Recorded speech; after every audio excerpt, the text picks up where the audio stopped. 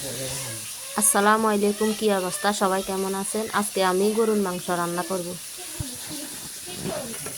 এখন দিয়ে দিলাম পেঁয়াজ কুচি, এখানে দিয়ে দিলাম আদা বাটা, রসুন বাটা। এখন দিয়ে দিলাম হলদের গুঁড়ো,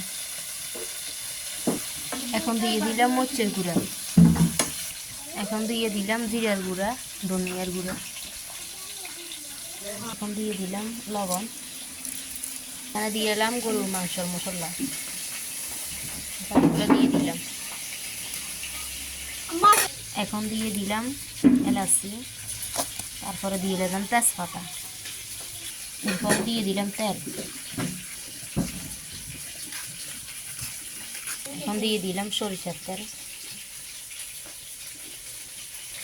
এখন সবগুলোকে ভালো করে হাত দিয়ে মেখে নিতেছি। হাতের মাখা মাংস অনেক স্বাদ।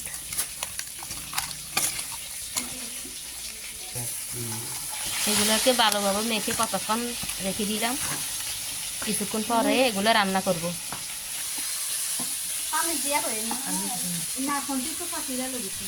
মাংসগুলোকে এখন চুলায় বসিয়ে দিলাম, দিয়ে ভালো করে কষে নিলাম।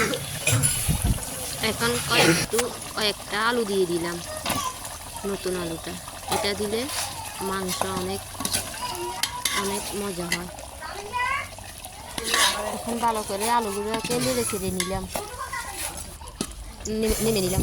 সবাইকে শুভ দুপুর, আসসালামু আলাইকুম।